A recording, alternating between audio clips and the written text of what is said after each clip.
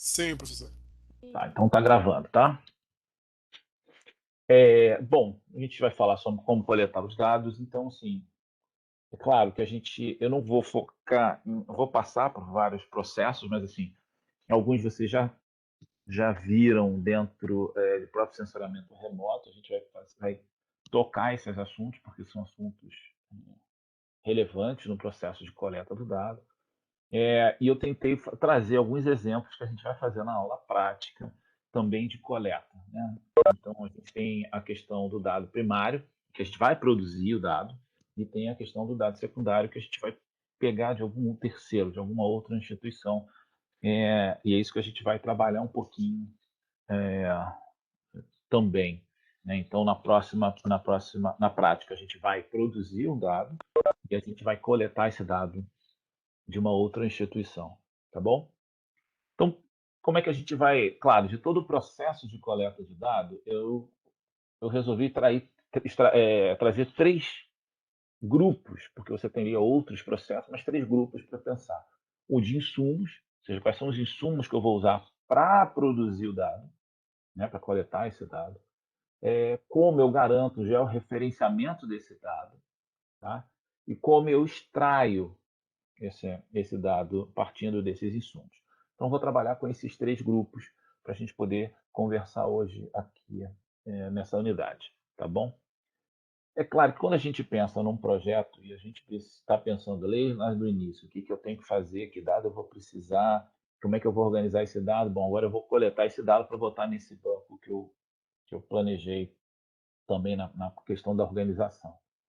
E aí tem uma questão de, bom, se eu preciso de campo, se eu preciso buscar esse dado, aonde está esse dado, quem tem esse dado, todo esse processo, ele entra numa fase de planejamento. Então, a gente tem que se pensar essa questão. E muitas vezes, dependendo, né, você tem no processo de coleta em que você tem que ir para o campo, né, você tem uma série de outras atividades que são inherentes nesse processo, ele vai gerar custos, né, envolvidos é, nesse processo. Né? Existe algum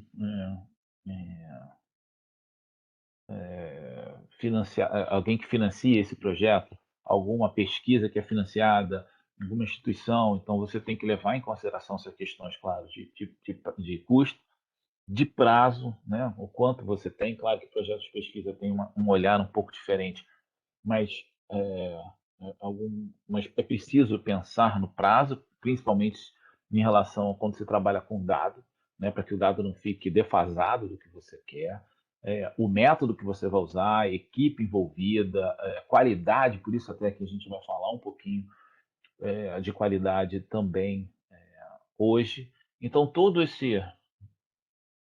o olhar da coleta do dado, ele não pode ser um olhar assim, peguei e pronto. Não. Ele tem que pensar efetivamente se existe algum valor, um custo envolvido, o tempo que você tem. Então, eu preciso usar o dado do censo, do próximo censo. Então, eu vou ter que me adaptar, né, todo o meu projeto a quando esse dado vai estar disponível. Né? Equipe envolvida, todo esse processo. Bom, sempre pensando com esse olhar, a gente vai e vamos pensar nos insumos, né? Os insumos de sensoramento remoto, né? Os insumos que são coletados através de diferentes plataformas, né, que levam os sensores, né? Seja satélite, avião, drone, a gente já falou um pouquinho disso lá na cartografia. Então, esse processo de escolha, esse processo do olhar para esse insumo, ele passa por algumas questões tamanho da área a ser mapeada, né? Então, muitas vezes a resolução ela não está só, né, o detalhamento que você vai ter daquele insumo, ele não está só ligado o quanto você tem de precisão, detalhamento. Muitas vezes a área, né? Por quê? Porque a área vai gerar quanto maior a área, maior o volume de dados que tem que ser processado, né? Mas outros componentes nessa coleta de dados, como hardware, tem que ser pensado. Então, ela é um fator importante nesse processo, até para descartar algumas plataformas. Tipo, se é uma área muito grande, provavelmente os VANTs, os drones, eles ficam um pouco limitados pela sua autonomia. Então, você tem critérios que você precisa olhar para coletar esse dado. Né? Então, a definição do insumo, ele passa pela área do mapeamento, pela precisão que você precisa. Né? Então, ele precisa ser insumos ortorretificados, a gente vai ver um pouquinho mais à frente sobre isso, né? Ou só georreferenciados, né? Que nível de resolução radiométrica você precisa, isso também está associado a quê? Ao detalhamento que você precisa, não só o detalhamento espacial, mas aquele detalhamento também que vai garantir a interpretação. Então, todas essas questões elas têm que ser levadas em consideração quando da escolha do insumo, né? Eu sei, vocês já viram essa parte lá em sensoriamento remoto, mas é importante a gente relembrar algumas coisas, né? A escolha do sensor, a escolha, né, o processo de tratamento, de processamento da imagem, ela tem que levar algumas coisas em consideração. Então, se a gente imagina essas duas imagens, né, obtidas do mesmo lugar, e você tem aqui ela, não está tão bem aqui as cores ajudando muito, mas você tem tanto essa área N, essa área F aqui em verde, né? E quando você pega um outro sensor, essa área N está em vermelho e essa área F está em verde. Vocês já viram esse exemplo em algum lugar? Já da minha ex-orientadora, Teresa Florenzano. É, porque Isso, é sintético o gramado. exatamente. Então, dependendo da resposta espectral que tem ali, e dependendo da capacidade do sensor em perceber essa resposta espectral, você tira informações diferentes. Então, em cima você tem, né, uma banda do visível, você tem, né, uma imagem da área do visível, do espectro eletromagnético, aqui infravermelho.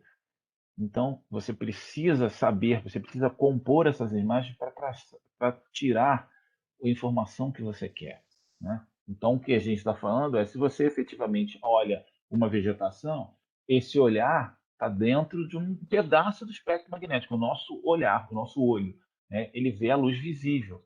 Então, por consequência, você vai ver essa vegetação verde, né? Na mesma coisa no sintético, ele pode ter também nesse pedaço da faixa do espectro eletromagnético que o nosso olho percebe que isso é a faixa do visível, ele vai ter também uma chamada melhor para o verde. Mas só que existem outras faixas do espectro eletromagnético que os sensores pegam, outros tipos de sensores. Então, na verdade, quando você vê toda a faixa, você tem uma resposta espectral muito forte aqui na faixa do infravermelho para esse tipo de fenômeno, esse tipo de elemento, né, que você quer tirar. E se você entra em outras faixas, até a questão, né, da absorção da água, então até o quanto ela está ali no seu ciclo de vida, né? Enquanto que o pedaço lá sintético, ele tem, né, na faixa do infravermelho uma resposta muito parecida, mas depois no faixa do visível, né, no infravermelho, ela é muito baixa. Então, essa diferença faz com que você consiga extrair o dado, coletar o dado melhor, efetivamente o dado que você quer, fazendo essas combinações. Então, as imagens do satélite, se a gente fizer uma comparação com as pesquisas estatísticas, né, a imagem de satélite para a área geo, para a área de geografia, né, para a área de extração de informação geoespacial, ela é o questionário. Efetivamente a coleta, né, censitária, onde você, com aquela imagem satélite, você percorre todo o território. E a partir do que está ali como resposta espectral, você tira, né, a informação que você quer. Ou seja, você tem ali aquele dado naquela imagem, todas as respostas espectrais que você tem ali, registrados, né, pela capacidade radiométrica, pelo tamanho do pixel, e você vai tirar a informação que você quer. E avisar que estão com. Ah, então eu vou fechar aqui o. Tá, mas elas Eu estão com dificuldade ou o vídeo está travando? acho que estou com dificuldade, Eles não estão professor. conseguindo entrar, professor. Acho que elas estão só com 3G. Ah, tá bom. Eu vou Ô, fechar o professor. vídeo aqui, só para ver se. Bom, eu vou deixar. Se alguém tiver com algum problema na conexão aí de estar travando, me avisem, tá? Diga, alguém Tá ia bom, falar? professor. Não, sou eu, Marcos. O senhor está falando essa questão do planejamento, de ver os insumos, né? Eu participei daquele projeto Olho no Verde, aqui do estado do Uhum. Rio, que foi com a UFRJ e pessoal do INEA, né? E eu não estava na parte que planejou o projeto, né? Mas assim, como tinha o projeto visava, né, fazer uso e cobertura da terra para ver a questão do cadastro ambiental rural, né? Eu não Uhum. sei quem foi no planejamento lá, mas quando orçaram as imagens de satélite, não colocaram infravermelho. Sendo que, como tinha a questão da vegetação para fazer o Sim. mapeamento, aí foi um senhor problema, porque não tinha como a gente assim, mapear. Até tinha, mas dificulta muito, né? Mapear a É. floresta sem você ter o infravermelho próximo. Depois, durante o projeto, foram rever essa questão Aham. para adquirir o infravermelho das cenas que nós tínhamos só o vermelho, o verde e o azul. É.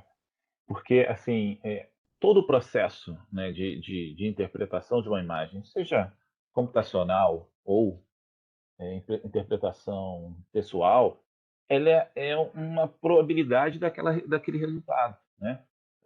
Quando você faz o processo de interpretação, você, através das respostas ou da sua capacidade, né? Se a gente fosse lá nos parâmetros de interpretação, formato, né, a forma, a geometria daquele elemento que você leva em consideração. Então, elementos muito geométricos, né, muito da ação do homem. Né? Então, um exemplo mais forte disso é aquelas áreas de irrigação por pivô central, né? Fazem aqueles círculos certinhos ao longo de todo o terreno. Então, você tem ao olhar algumas imagens, você leva em consideração, né, a geometria, você leva em consideração a rugosidade, cor, você leva uma série de coisas para você interpretar, e é uma probabilidade, né? Isso aqui, quando tem isso, a probabilidade é muito alta de ser alguma coisa. Da mesma forma do processo digital. Então, quando você limita um pouco, né, dentro da faixa do espectro eletromagnético, ou limita um pouco a resposta radiométrica, você diminui a probabilidade de acertar, né, aquele resultado. Então,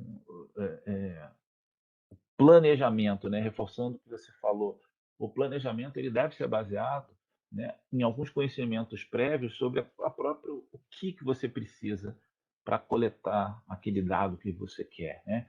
Então, assim, não só saber que você precisa, mas também, em alguns casos, saber tipos específicos das respostas espectrais, né? Então, uma folha sadia, ela tem, ela tem respostas espectrais diferentes também de ela ao longo da sua vida. Então, se você precisa também, muitas vezes, saber se tem uma área plantada, uma área que já está no início, ou períodos, você também faz essas análises baseadas nas respostas espectrais. Então, de novo, a imagem de satélite, para mim, é o maior insumo, comparado com a estatística, é o questionário de um censo. Né? O questionário de um censo ele traz tudo que se pergunta para os domicílios, para os moradores dos domicílios, né? E a imagem é exatamente isso, é tudo que você tem sobre aquele espaço. Claro, cortado, que você faz isso porque o próprio questionário tem uma quantidade de perguntas, então quando você tem mais perguntas, você tem uma quantidade maior de insumos, quando você tem mais faixas do espectro eletromagnético, você tem mais condições de obter as informações que você quer. Né? Então, um dos grandes insumos para o processo de conhecimento, de retratar aquele território que você está, de analisar aquele território. Né? Não vou gastar muito tempo nisso, vocês tiveram aula de censuramento, só lembrando alguma coisa, né? Algumas questões. As imagens eles são conjuntos, né, se a gente for olhar, a gente tem uma representação matricial, em que você tem um conjunto, né, de células que são registradas, que é a sua resolução espacial, e o que você traz de registro em cada célula dessa aqui é a sua resolução radiométrica, o quanto você consegue distinguir dentro de uma célula, né?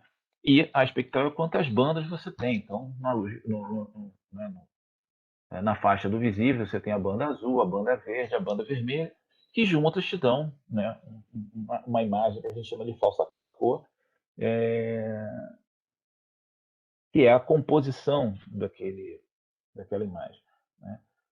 Mas por questões de melhoria, de maior probabilidade de acerto, você pode trabalhar com outras bandas que são mais adequadas para o tema que você quer. Então, se o tema é uma vegetação, né, você precisa trabalhar com infravermelho. Né? Você precisa trabalhar com essa banda que vai dar uma resposta melhor para esse elemento que você quer tirar. Então, claro, eu posso somar isso tudo. Muitas vezes, algumas aplicações trabalham com a composição de 3 bandas, né? Então, eu tiro alguma, né? E aí, especificamente para vegetação, né? Eu uso a infravermelho, a verde, a vermelha para ter uma composição e chamar a atenção onde efetivamente você tem, né, uma vegetação com não com uma qualidade da vegetação, né? Uma vegetação mais saudável ou um determinado tipo de vegetação pelas respostas espectrais que você vai tirar dali, né? Ao mesmo tempo, de novo, não vou gastar muito tempo nessa parte, vocês já viram isso em sensoramento, né? O monitoramento, né? Você pode, a partir da mesma forma que você tem o questionário sendo aplicado do censo em períodos distintos, de 10 em 10 anos, você pode ter também períodos distintos da coleta dessas imagens. Você fazer comparações entre esses períodos, né? Que é uma outra resolução que não é mais do sensor, e sim da plataforma, que é a resolução temporal. De quanto em quanto tempo aquela plataforma que leva o sensor passa no mesmo local, né? E aí bom, se a gente for pegar para olhar com detalhes esses pontos, né? Vamos pegar isso aqui, depois a gente vai ver como, né? O quanto em datas diferentes, né, você teve mudanças naquela superfície, tá? Por quê? Porque você passa a ter, né, um conjunto de dados do mesmo local em épocas diferentes, tá? Claro, para você ter uma qualidade melhor nesse processo, se você tem mesmos sensores com as mesmas respostas, né, as mesmas resoluções, para você ter esse processo de comparação muito mais é, compatível, ok, mas claro que cada vez mais os sensores estão evoluindo, você tem acesso a plataformas com melhores resoluções, e esse é um convívio natural de absorção desse processo evolutivo, né? E não podemos deixar de abrir mão, né, da automação desse processo, né? Então eu tenho ali, imagina, né, se a gente for pensar que o olho humano trabalha com em torno da distinção de 12 tons de cinza, de 12 tons de uma cor, e você tem imagens com resolução radiométrica de 256 tons, o olho humano não vai perceber. Então você tem que levar isso para um tratamento automatizado, um tratamento digital dessas imagens, né? O quanto, a partir de um treinamento básico, né, de que dependendo da resposta espectral, né, daquela célula específica aqui, né, no azul, no verde, no vermelho, no infravermelho, que tipo de vegetação, que condições daquela vegetação lá atrás, você treina a máquina, né? Você fala, olha, isso ocorre isso ocorre aquele outro.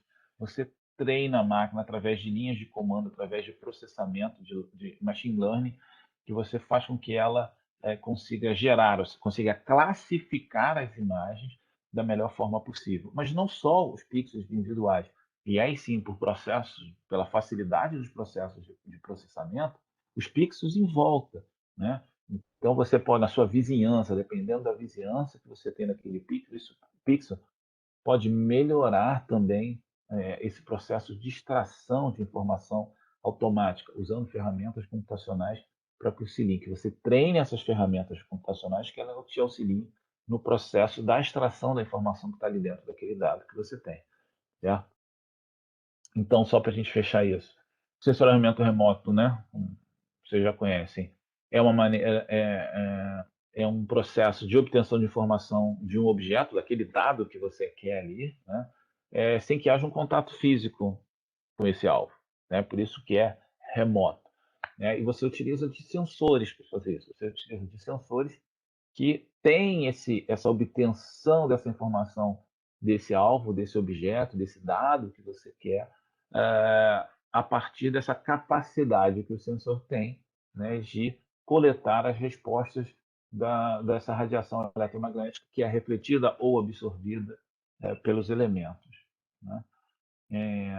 Então, é, é- é fundamental o entendimento, né, do espectro eletromagnético, dos fluxos, das interações que os objetos têm com esse espectro eletromagnético, para que você possa, aí, baseado naquilo que a gente estava conversando antes, saber que tipo, né, de sensor eu vou usar para um determinado tipo de resposta. Então, se eu tenho uma questão para extração de vegetação, o infravermelho próximo, né, e mais algumas partes aí pelo tamanho pelo comprimento da onda, você saber que tipos de sensores você precisa trabalhar, né, para obtenção dessa informação. Você vê que você já tem para o infravermelho mais intermediário a questão do solo, para infravermelhos ou mesmo da banda 4, essas aqui, a água, já a extração de água já não é tão suficiente. Não é em parte, porque como ela não vai ter resposta, você também tem como tirar essa informação. Então, assim, é muito importante saber, entender para que você escolha um insumo específico para aquilo, né? Então, essas interações que existem sobre meio, exemplo, né? Todo fluxo incidente né, seja do sol ou de um sensor ativo, eu não vou entrar em detalhe nessa classificação, ele pode refletir efetivamente, né, em um alvo, né? Então, a luz solar entra em contato com o alvo e ele é refletido. Aí o sensor vai coletar o que é refletido. Ou ele pode ser absorvido, e o sensor não capta esse sinal refletido. Mas ele pode ser refletido pela camada de baixo, onde ele passou direto e foi refletido. Exemplo disso são os sensores radar com a vegetação ou com a nuvem. Ele passa direto pela nuvem e vai ser só refletido lá no solo, né? Os sensores radar, apesar de ser um sensor ativo, em que esse feixe é gerado pelo sensor, né? Ao mesmo tempo, ele pode mesmo ele passa, mas ele é absorvido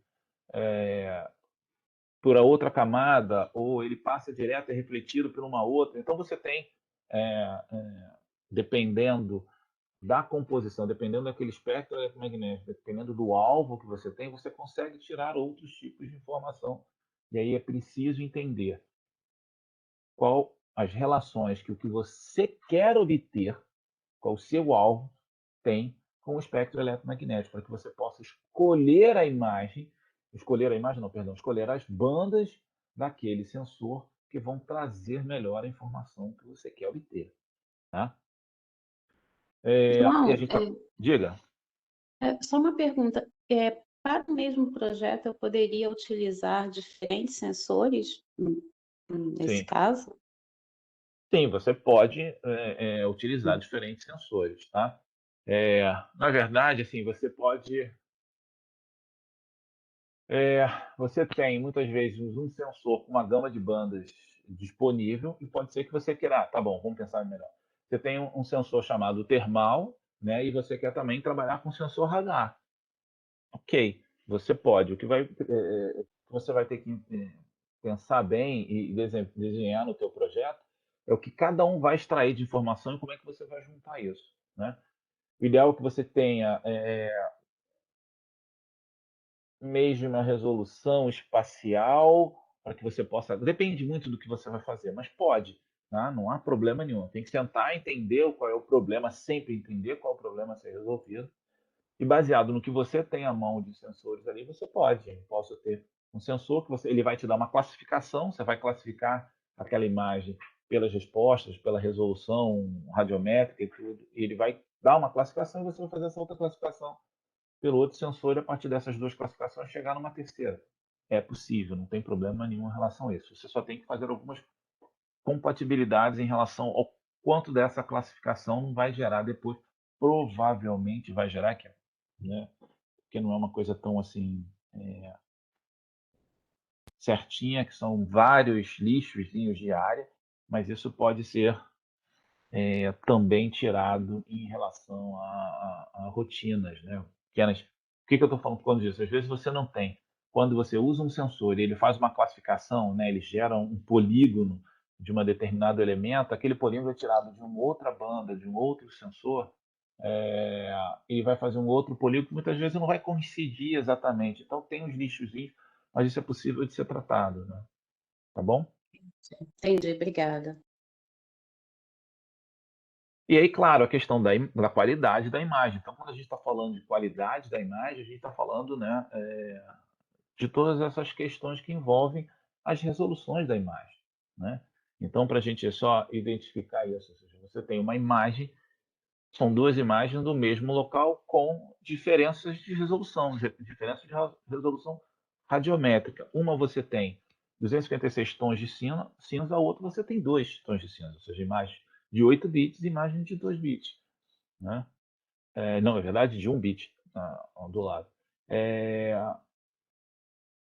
aí você tem, nessa aqui, você tem uma capacidade de extrair informação, ou de distinguir informação, né, pequena, enquanto você tem do outro lado, ou seja, aqui você não identifica que ela está com fone, né? Aqui você não identifica que ela, se eu voltar aqui, que ela está com um celular na mão, né? Aqui você já identifica isso, porque você tem uma capacidade maior de distinguir elementos, né?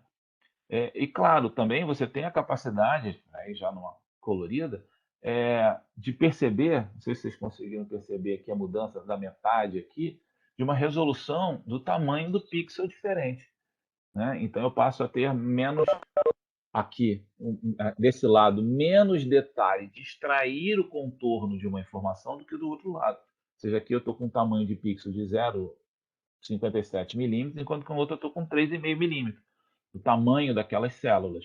Então, tudo isso é parte do processo de pensar e extrair essa informação. Muitas vezes, você tem a questão, esse pixel aqui tem 12 metros, então ele é compatível com a escala 1:25.000. Bom, ele pode ser compatível no que se refere à parte geométrica, né? Mas ele tem que ser também compatível com a capacidade de extrair as informações que estão contidas no mapeamento da escala 1:25.000. Tá? Então, não é só a parte de testar, e a gente vai ver um pouquinho isso lá em qualidade do dado. Não, esse tamanho de pixel me dá um erro planimétrico tal que é compatível com a escala 1:25.000. Ok. Aí quando você vai usar aquela imagem, você não consegue extrair, porque você não consegue ver, ou muitas vezes você não consegue distinguir elementos que são importantes, que fazem parte de um mapeamento, por exemplo, 1:25.000. Tá? Professor, Sim. no caso, aí, mesmo o do tamanho maior, 3,53 milímetros, pode ser utilizado caso ele supra a sua demanda. Sim, sim. E a gente vai aprender como é que se calcula mais ou menos a demanda que pode ser utilizada, no caso. Sim, quando a gente for falar de qualidade, a gente vai ver essa questão, né? Quando você define a qualidade daquele produto, você vai descendo isso para os insumos. Então, assim, existe uma qualidade no que se refere à parte, né, uma acurácia posicional, e existe uma acurácia temática, tá? O que você precisa é adequar isso para o que você quer. Então, se aqui essa imagem está com tamanho, né, mas vamos dizer que fosse em relação os menores elementos que eu preciso identificar, ou numa imagem, 10 metros, um exemplo. Então, a resolução espacial dela tem que ser compatível com esse tamanho. Tem que ser menor que esse tamanho, nunca maior. O quanto menor, aí entra a questão de custo. Você também não tem no mercado disponível imagens de 1, 2, 3, 4, 5, 6, 7, 8, 9, 10 tamanhos de pixel. Ele tem algumas faixas de tamanho do pixel, tem que ser ela menor que aquele. Mas também ela não pode ser tão menor que se torna ela mais cara o processo de aquisição, você precisa de máquinas mais potentes para processar ela. Então você tem que estar sempre perto desse valor, abaixo desse valor, mas perto.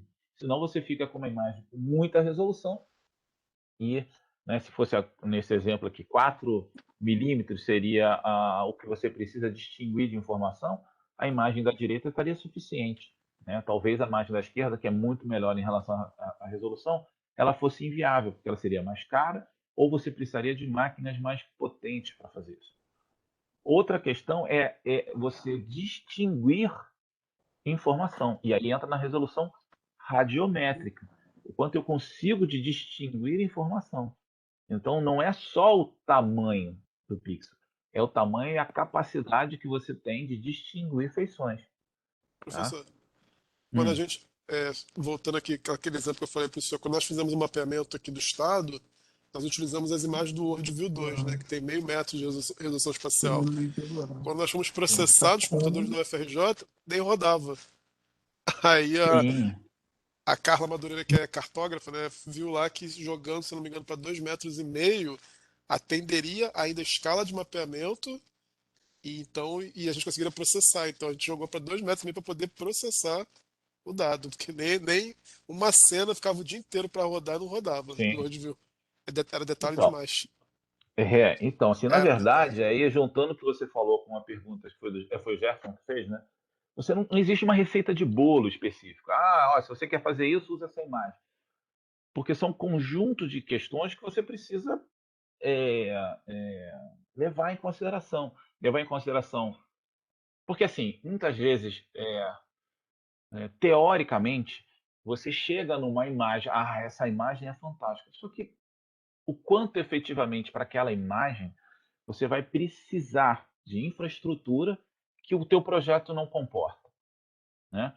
O quanto efetivamente você vai precisar, ou às vezes além até, tudo bem, é uma questão espacial, mas eu preciso também extrair uma informação que aquela resolução espacial é adequada para aquela escala, mas ele não coleta aquele tipo de dado que eu quero.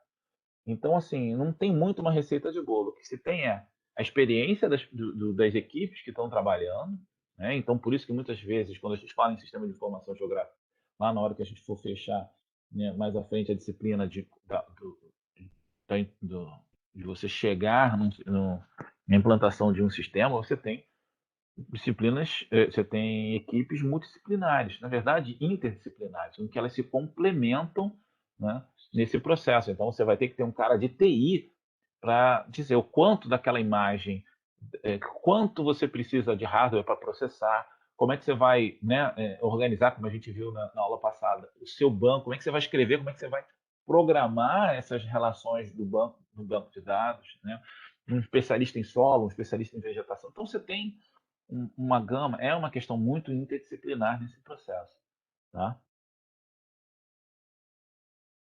Então, e aí você, né, como vocês viram lá na aula, as resoluções espacial, a resolução espectral, a resolução radiométrica e muitas vezes a resolução temporal, que não é uma resolução do sensor, é uma resolução da plataforma, né? E que é importante, principalmente se você quer fazer, né, monitoramento da cobertura e uso da terra. Se eu estou falando em monitoramento, eu estou falando em observações em tempos diferentes.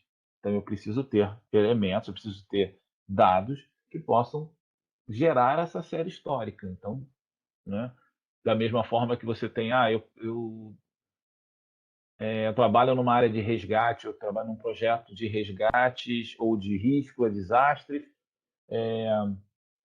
eu tenho que ter sempre à mão, ou sempre possível, ou saber que existem imagens com resoluções temporais muito altas, né? Se você tem um derramamento de óleo em determinado local, quais são os sensores efetivamente que monitoram ou que passam ali, que são geoestacionados, que passam ali o tempo todo, ou não, eu vou usar outras plataformas que eu consigo ter mais mobilidade, como um avião, como um drone.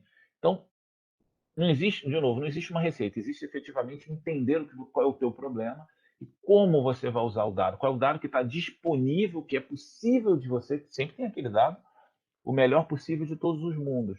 Às vezes ele não está acessível, né? Não está acessível por questões orçamentárias, por questões técnicas, por questões de infraestrutura. Então, qual é aquele que está efetivamente acessível para você utilizar, né? Se ele, quanto ele vai te gerar de resposta pelo problema que você tem, tá?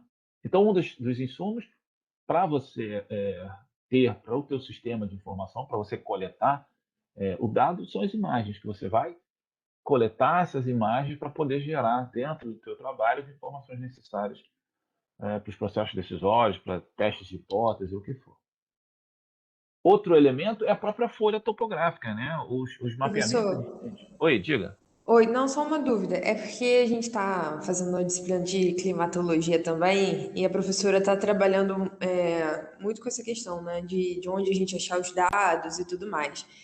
E aí, esses trabalhos, geralmente, né, por exemplo, se você vai fazer um estudo sobre o uso e cobertura da terra, a gente precisa ter uma caracterização ambiental daquele lugar. E aí, Uhum. a pergunta é a seguinte: essa caracterização, por exemplo, climática, né, dos aspectos da vegetação, elas têm que ser anteriores à escolha dessas imagens ou posterior? Porque eu imagino que a condição climática dos diferentes lugares, assim como o comportamento das vegetações dos diferentes lugares, vai influenciar, por exemplo, na escolha do período do ano para você selecionar essas Sim, imagens. sim, Enfim, sim, então seria uma etapa anterior, né? Levantar sim. essas informações antes de definir o escopo dos insumos que você vai utilizar, né? Se você quer ver um exemplo, a gente vai detalhar mais isso, mas quer ver um exemplo mais simples. Tem quem trabalha com voo aerofotogramétrico, né, que coleta, que é um sensor remoto, né, um sensoramento remoto. Você tem um sensor dentro de uma plataforma aérea. Dependendo da região do país, o período possível para você coletar dado é muito pequeno. Por quê? Porque tem muita nuvem, muita nebulosidade e a imagem fica muito ruim, tá? Nem estou falando em relação ao clima com o tema, estou falando só condições para obtenção da imagem. Então você tem períodos. Um outro exemplo, quando você vai fazer alguma questão, se existe sazonalidade para as questões dos regimes hídricos, né? Então tem períodos em que, se você coletar a imagem, você tem toda uma rede de drenagem muito mais cheia e outros muito menos, né? Então, dependendo do que você quer, você tem períodos possíveis para serem trabalhados, né? Ou regiões de difícil acesso. Isso para imagem, para campo também. Então, se você vai fazer um campo, dependendo às vezes, o pessoal começou a trabalhar lá no IBGE, no norte do Maranhão. Tem um período do ano para você ir, senão depois fica muito difícil você ir. Então, isso, claro, é prévio. Então, se você precisa de algumas questões também, algumas condições climáticas, alguma outra questão para a obtenção de um determinado dado, isso tem que ser previamente. Tudo tem que ser pensado previamente, o máximo, tudo não, mas o máximo possível.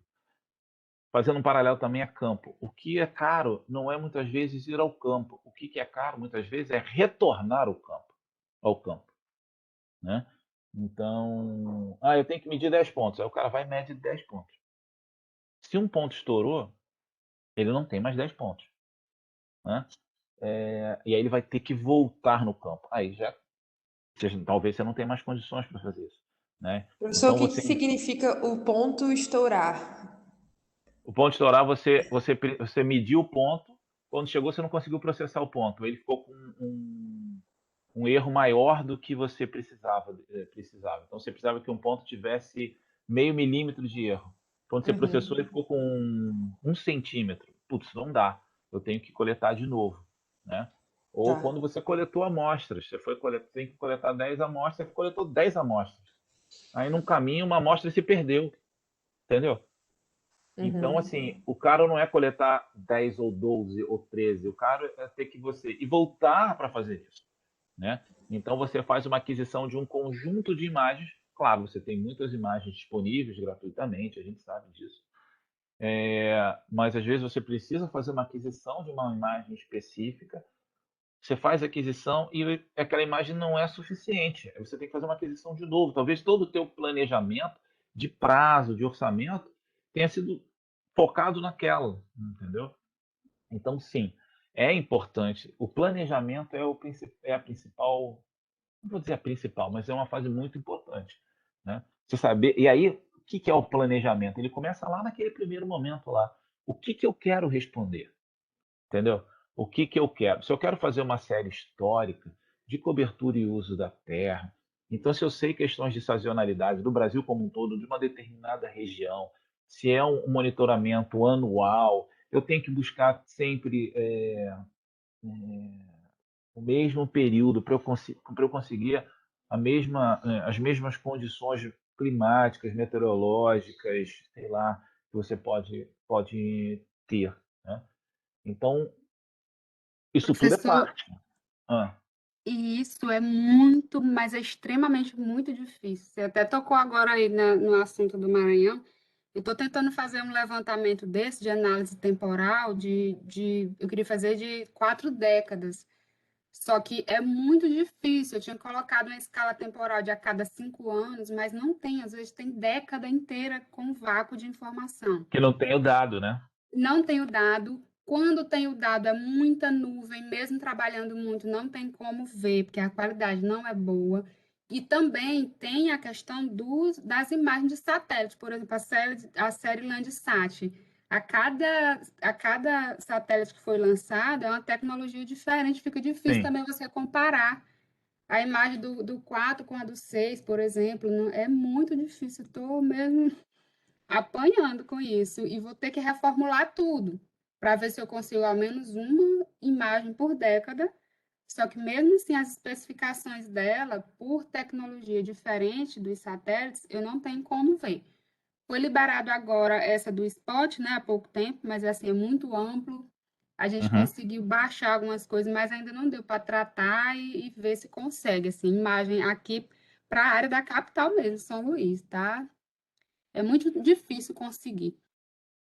Aí entra uma questão, né? Uma questão geográfica do local que você está trabalhando. Você tem locais que são mais fáceis, locais que são mais complicados por toda a questão geográfica ali, né? Aquilo, ou seja, você tem que trabalhar com dado que está disponível. Então, muitas vezes, você não tem esse dado, essas imagens. Não existem, não teve. É como se alguém quisesse. Eu quero saber a população.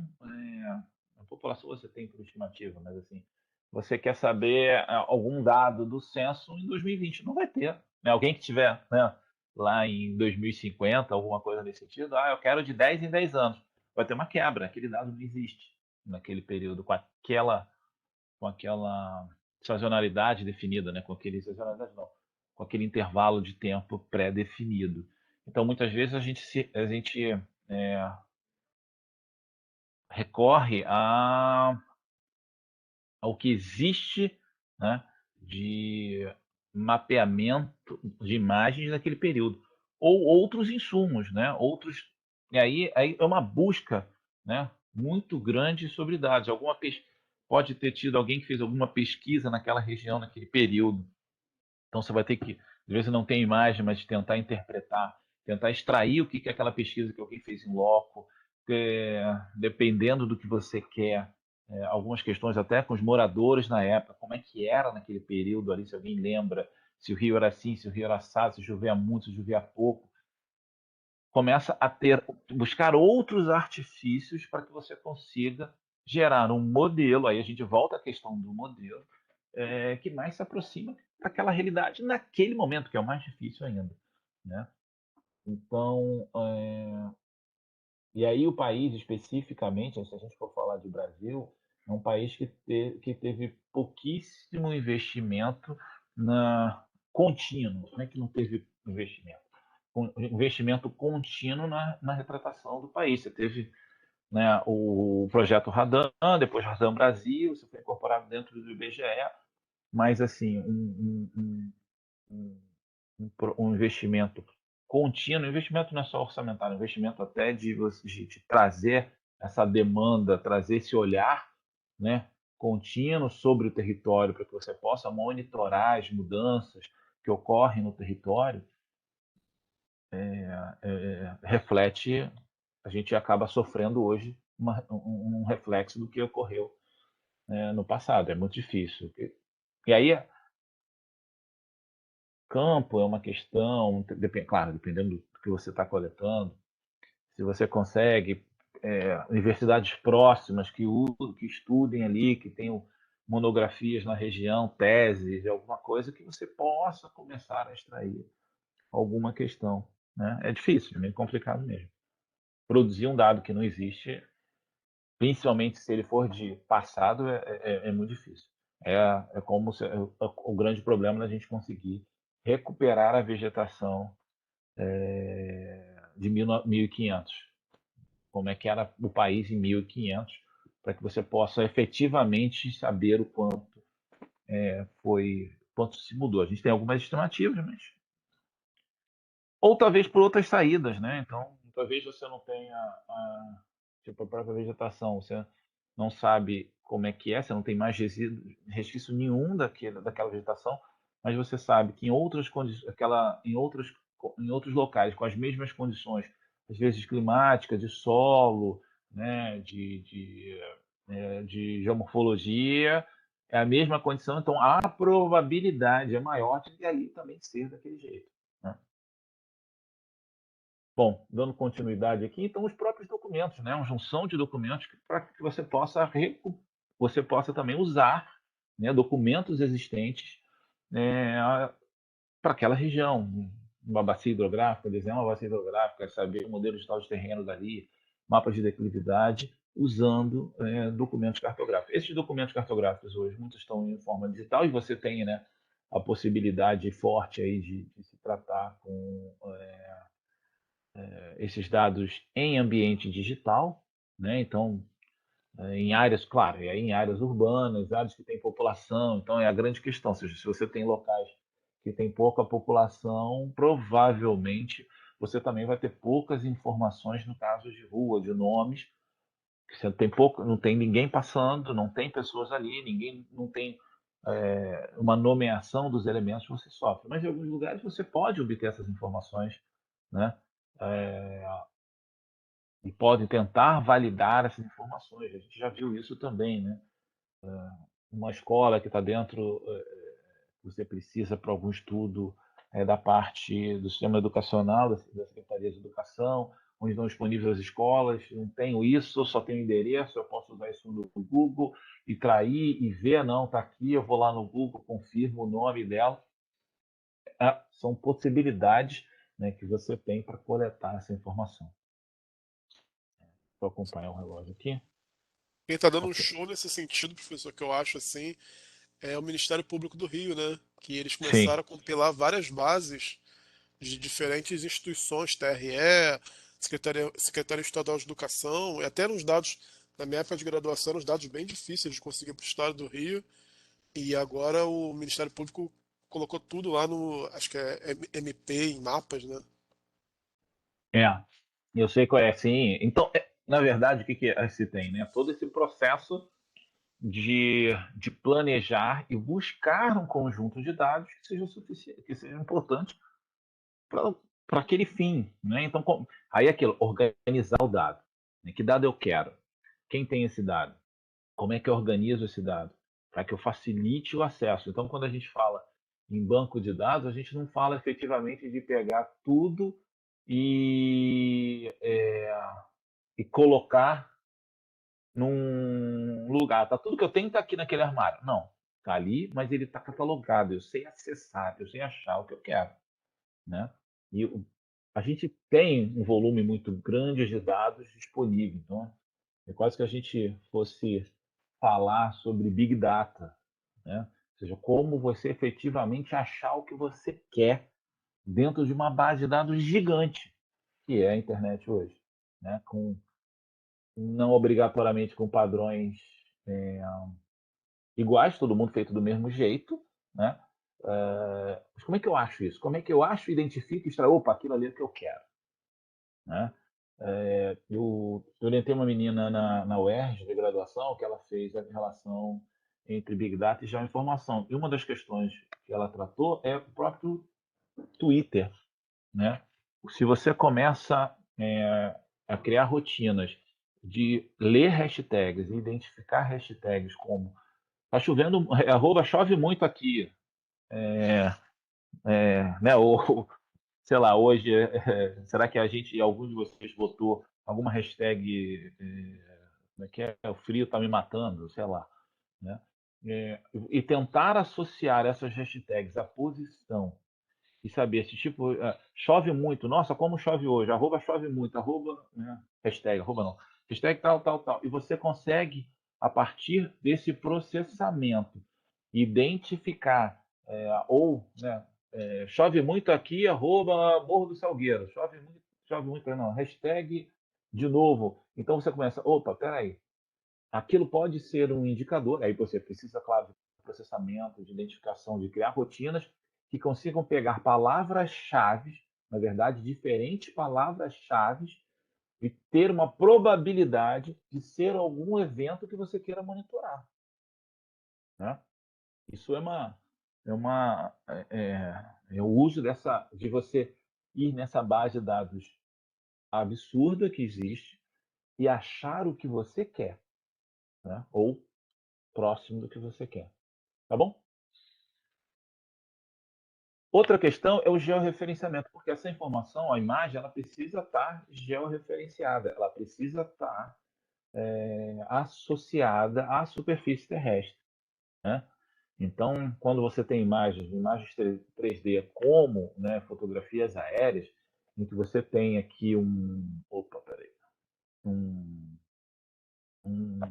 que a gente chama de modelo fotogramétrico, ou seja, duas imagens da mesma área obtidos de pontos de vistas diferentes, né? Então eu tenho aqui é a mesma área que está nessa foto, é a mesma área que está nessa foto.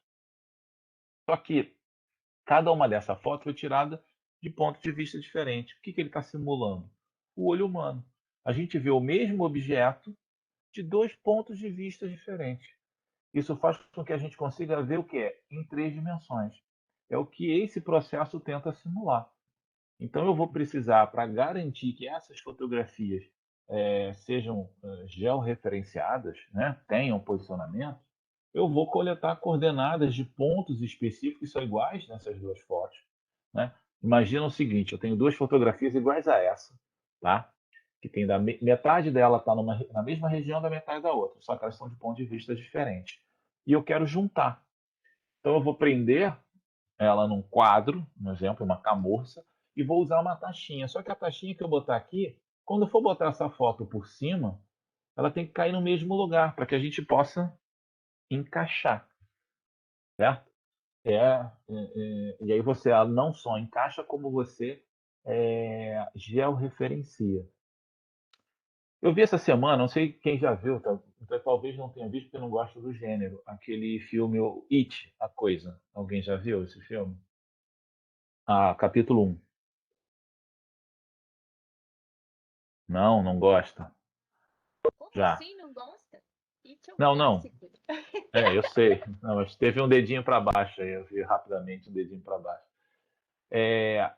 O que os garotos fazem? Não, isso não é um spoiler, isso é tranquilo, assim. Eles acham, sabe aqueles filmes pequenininhos que você botava, não lembro o nome da máquina, que você põe numa máquina e projeta na parede, a fotografia, né? Fotografia é como se fosse um filme, né? Um filme que eu digo, o filme fotográfico, né? Você põe naquela máquina, aquela máquina projeta na parede. Aquele filme era de um mapa antigo da cidade. E eles botaram um mapa novo na cidade, botaram esse mapa antigo nesse projetor e projetaram em cima. E fizeram um ajuste ali, claro.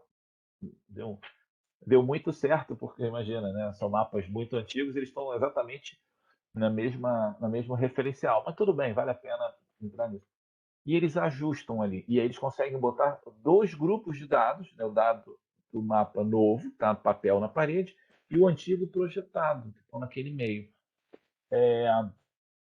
E aí eles juntam, né? Eles fazem um tipo de um sistema de informação. Ele não está georreferenciado, mas eles estão referenciados entre eles, né? Porque ele ajustou aqueles dois mapas, né? E aí as relações geométricas entre esses dois mapas são muito próximas. Então, nesse caso, não só a junção geométrica, mas a junção também para garantir a posição, a coordenada, a partir do posicionamento, né, utilizando GNSS, né? Então, não é só ter a imagem, não é só ter o tamanho do pixel, não é só ter a resolução radiométrica, é ela também estar muito bem posicionada sobre a superfície terrestre. ok? Então, e eu faço isso georreferenciando e a gente vai ver também a questão da ortorretificação. A gente vai ver mais à frente. Né? Então, botando pontos, identificando, né, o mesmo elemento na imagem no terreno para que você consiga, né,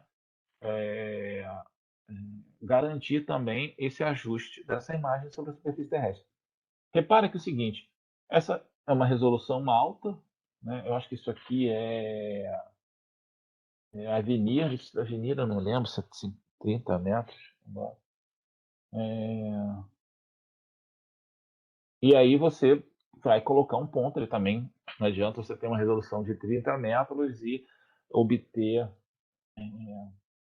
pontos com 1 milímetro. Então você também tem que adequar também o processo de determinação desse ponto que vai garantir o georreferenciamento depois dessa imagem, tá? E aí entra a questão da ortorretificação. Alguém já ouviu falar sobre ortorretificação? Ou quem, na verdade, sim, quem nunca ouviu falar sobre Nunca ouvi ortorretificação? falar. Tá. Então vamos lá, tentando explicar isso. O sensor, ele coleta a informação a partir de uma projeção cônica. O que é uma projeção cônica? Ele tem ali, né, o centro de perspectiva lá da... Aqui está uma câmera fotográfica, mas poderia ser um sensor, né, em que todos os feixes que são refletidos, né, o espectro eletromagnético vem, deixa eu desenhar, né? O espectro eletromagnético veio, bateu na quina desse prédio aqui, refletiu e foi para o sensor. Tudo vai refletindo para o centro aqui do sensor que coleta essa informação. Logo, o que acontece? Né? Deixa eu mudar a caneta aqui. Né? Essa área aqui ela não é percebida pelo sensor. Por quê? Porque isso gera uma sombra. Porque esse elemento aqui, elementos que estão aqui, quando refletidos, olha o que acontece. Ele tem que ir na direção do sensor. Veio o feixe eletromagnético, bateu nesse elemento. Quando ele vai refletir lá para o sensor, ele bate aonde? No prédio. Então, as imagens elas têm uma questão de serem numa projeção cônica, tá? Ela não é orto, ou seja, tudo é desenhado como os mapas têm que ser. Tudo são as casas são perpendiculares. Isso faz isso aqui, ó. Repara essa imagem aqui, tá?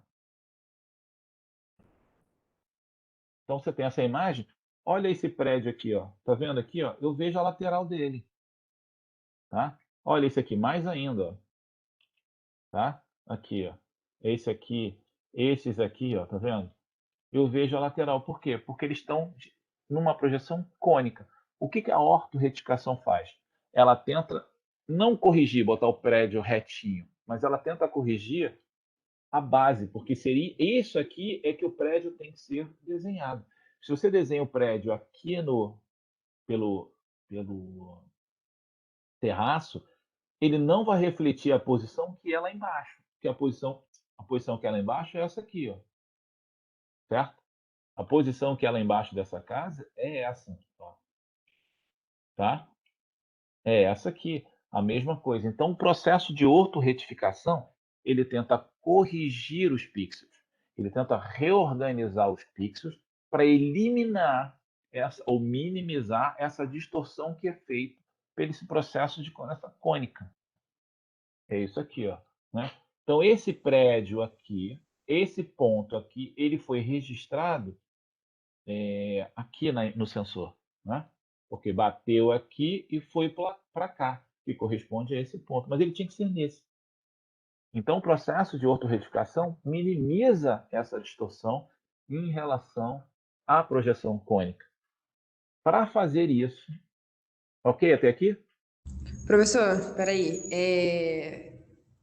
Então, todas as imagens de satélite e as imagens, fotografias aéreas, por exemplo, elas são produzidas dentro dessa projeção cônica. Sim, todas. Algumas já vêm corrigidas, outras não. Ah, ok. tá? Quando Tá. você Aham. compra, aí não tem os níveis de correção das imagens, né? Nível 0, não tem correção nenhuma. Nível 1, ela é só georreferenciada. Tem uma diferença. Nível 1D, 2B, 2C. Nível 2, ela é ortorretificada. Então, se tenta corrigir isso, tá? Não se cria, se eu voltar aqui, não É um vai tipo de criar. correção geométrica, né? Uhum, é uma correção geométrica, é isso aí, tá? Ok. É aquela pré-processamento, quando você faz aquelas 3 fases do processamento digital de imagem, né? Pré-processamento, realce e classificação, isso está no pré-processamento, tá? É uma correção geométrica, tá? Tá. Não significa que ela vai criar coisas que não existem, ou seja, vai continuar aparecendo esse lado aqui, provavelmente vai, mas você passa a poder extrair a informação de cima, porque quando você corrige, entendeu? Tá? Tá. Não é uma questão assim, ele não vai criar uma imagem nova, ele não vai pegar pixels que é, não existem. Ele vai melhorar a organização da distribuição geométrica dos pixels para tentar minimizar isso aqui. Para fazer isso, ele precisa do relevo, porque o relevo, muitas vezes, quando você imagina o seguinte, deixa eu até voltar aqui, elementos muito menores, você tem menor distorção, certo? Por quê? É, porque ele está mais baixo. Quanto mais alto eles são, maiores são as distorções, mais você vai ver ele inclinado, tá? Então, em terrenos muito lisos, a ortorretificação é quase nenhuma. Em terrenos muito movimentados, a ortorretificação é maior. Então, eu preciso ter os modelos digitais de elevação, tá? Por que eu preciso ter esses modelos digitais de elevação? Porque eu vou levar em consideração esse é o relevo para ser corrigido, porque ele é influenciado, é ele que está sendo distorcido. Então eu levo essas informações para dentro do meu software de processamento. A gente não vai entrar no processo de ortorretificação, de cálculo disso, mas a ideia é eu vou corrigir essas distorções devido ao relevo, porque devido à projeção cônica e ao relevo, que quanto mais alto, mais distorção vai ter. E eu preciso para isso, para corrigir, além das imagens, além dos pontos de campo, os modelos digitais de elevação daquela região.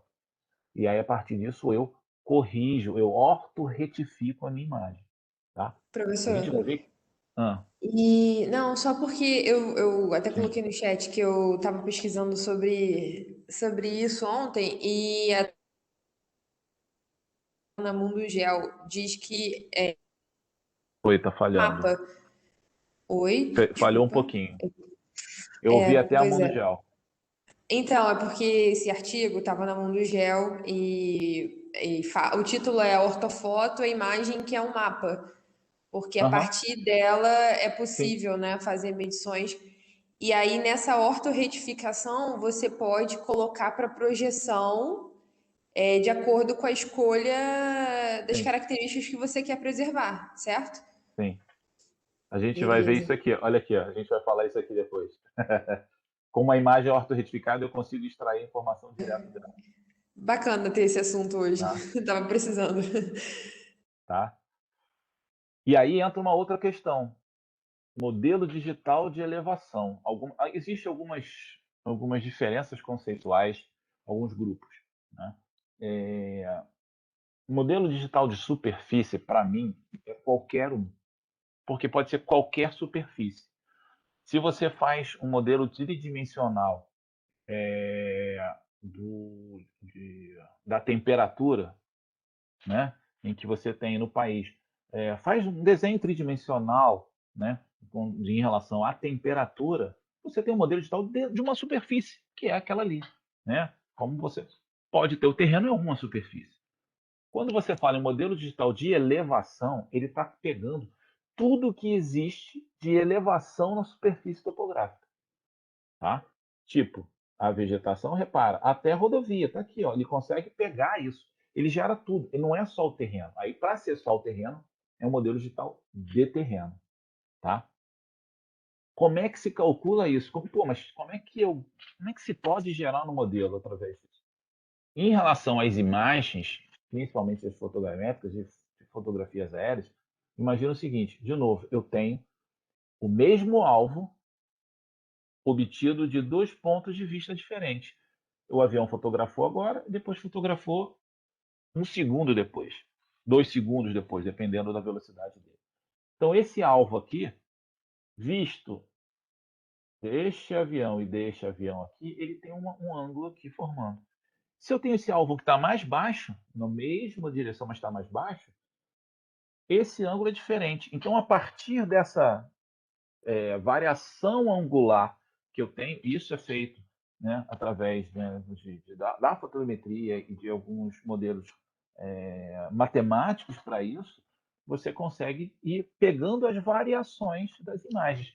Então, você tem pixels obtidos, o mesmo pixel, não, o mesmo elemento, ele é representado em 2 pixels diferentes e em 2 imagens diferentes, vistas de ponto de vista diferente. Então, eu crio todo um modelo matemático que vai dizer a diferença de altitude ao longo de toda aquela imagem. Tá? E a partir, de novo, da imagem, do modelo digital de superfície, eu ortoretifico as minhas imagens. Para você, é muito difícil a gente visualizar isso. Né? Acho que o mais fácil é alguma coisa nesse sentido. Eu tenho uma imagem que ela está aqui, ó, pronto, sem correção nenhuma, ela só está georreferenciada. Ela não tem correção ortométrica nenhuma.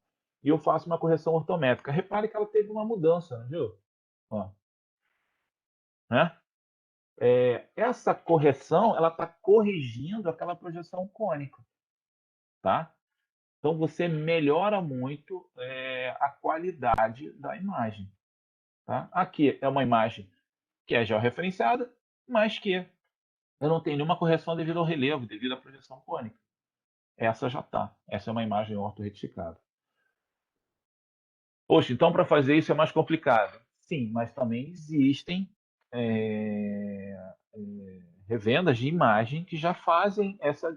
Olha, você pode comprar uma imagem assim, uma imagem assada e uma imagem ortorretificada.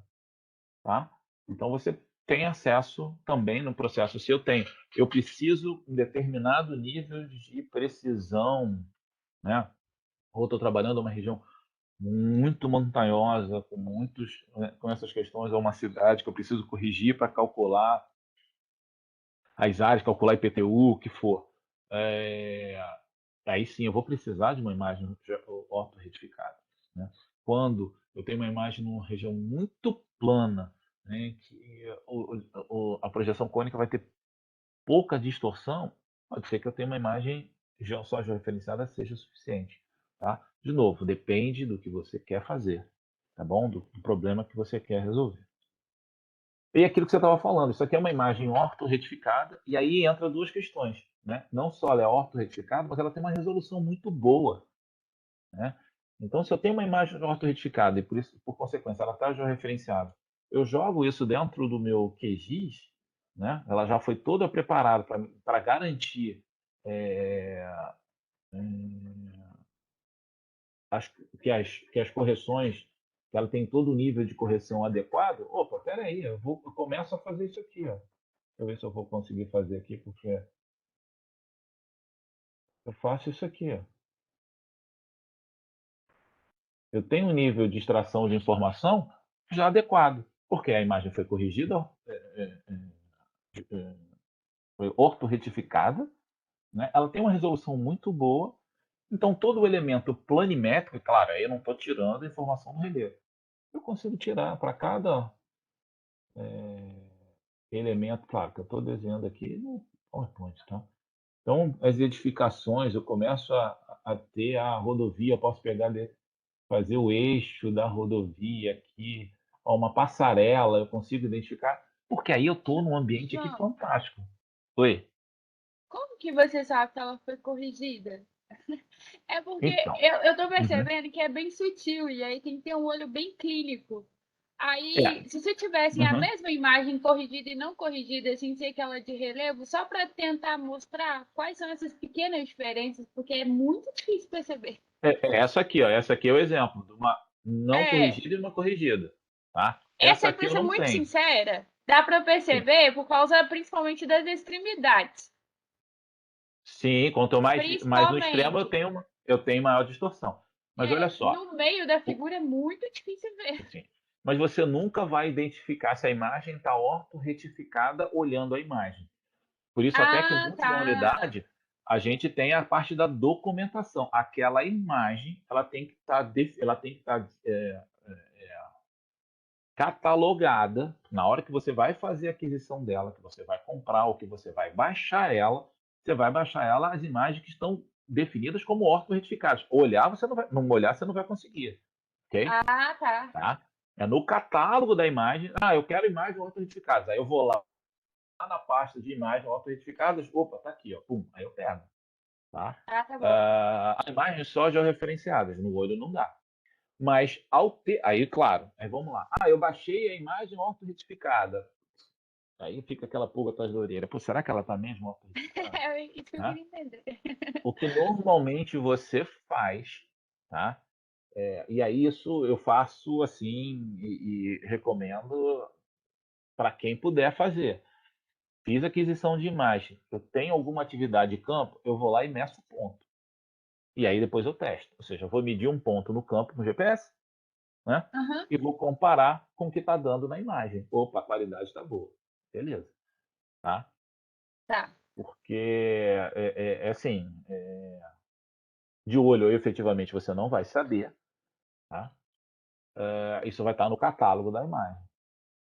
Vou aceitar puramente. Meu projeto tem como ir no campo outro, então eu vou lá e meço uns pontos e faço um teste, né? Se aquela imagem está com uma qualidade adequada para o que eu quero e adequada para o que me ofereceram, Uhum, tá? Tá bom? tá bom. E aí, só para a gente poder ter um pouquinho dentro do que a gente falou, ou seja, né, o modelo digital de superfície é uma representação de uma determinada informação, não obrigatoriamente uma informação de relevo ou de elementos que compõem. Pode ser, sabe, um mapa de. Eu estou lembrando aqui só de ondulação geoidal, mas qualquer outra superfície que você queira fazer ali que represente algum fenômeno dali, entendeu? Temperatura, umidade, você pode fazer. E que vai gerar uma superfície que não tem nada a ver com relevo, não tem nada a ver com a topografia, mas é um modelo digital de superfície. É uma superfície qualquer. Dentro dessas possibilidades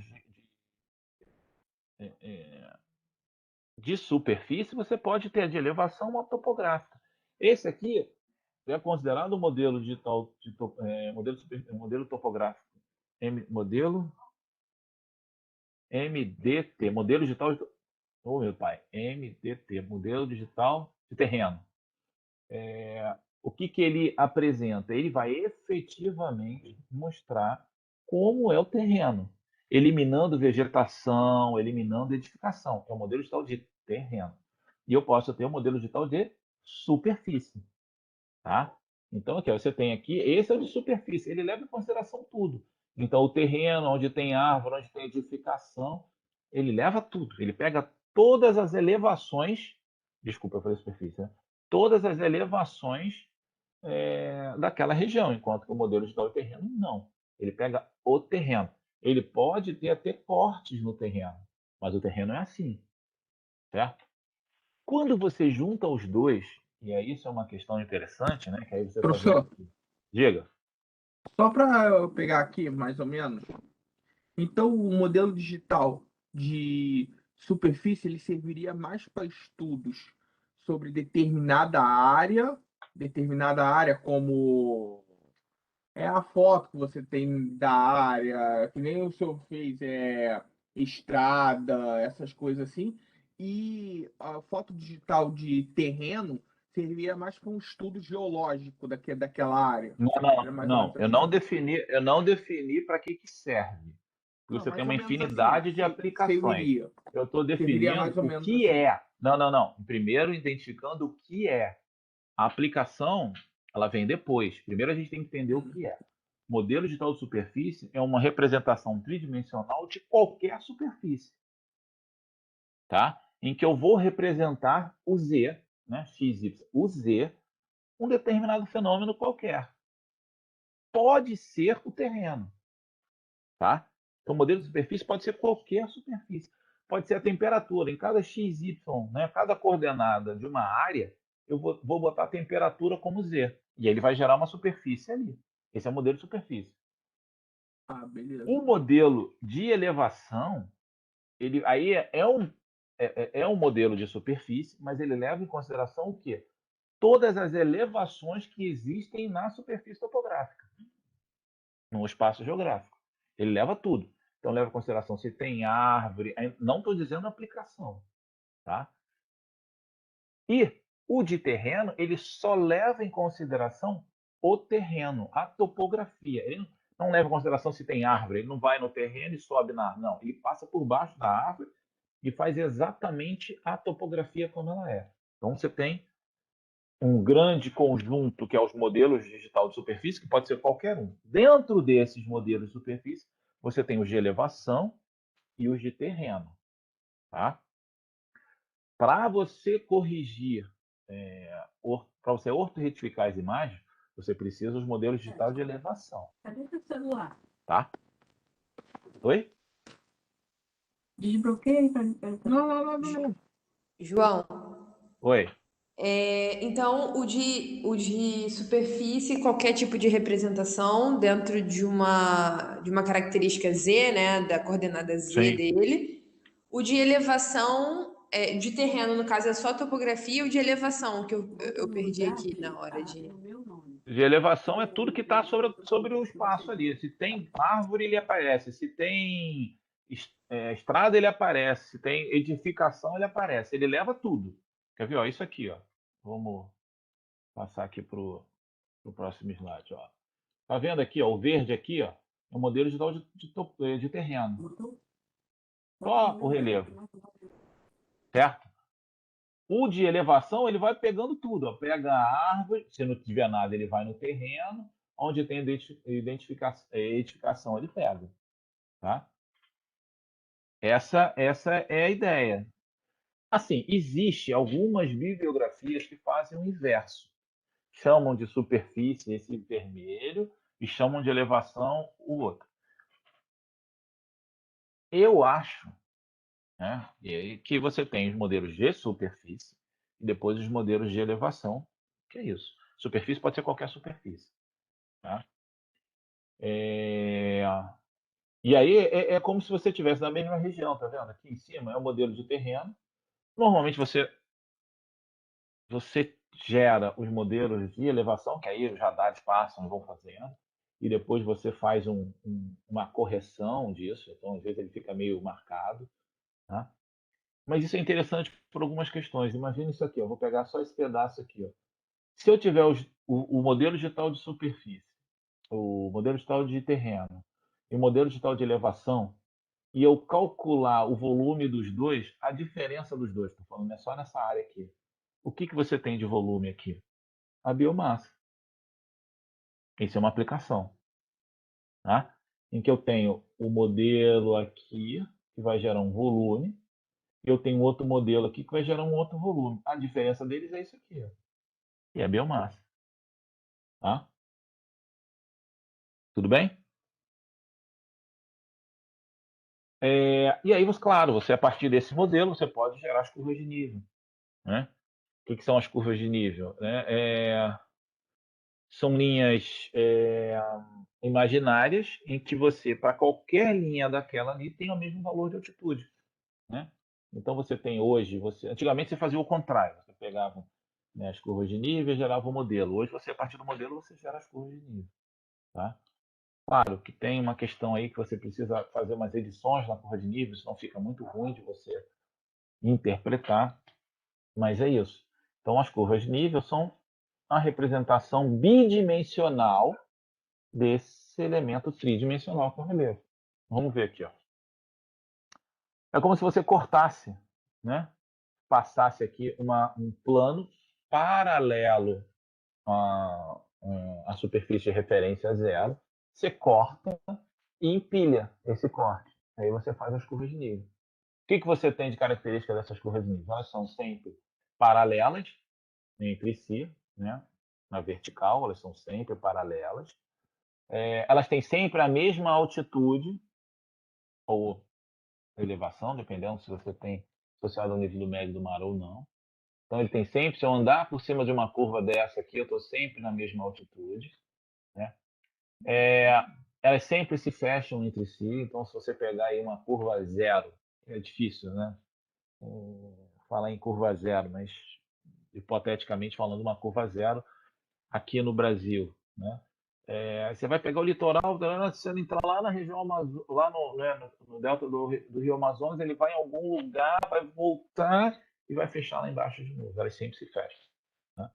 Elas nunca se cruzam, elas podem se tocar, né? Quando você tem uma queda muito grande e tal. E algumas, numa regra geral, que são, né, as formações em V, a gente vai ver isso também mais à frente, quando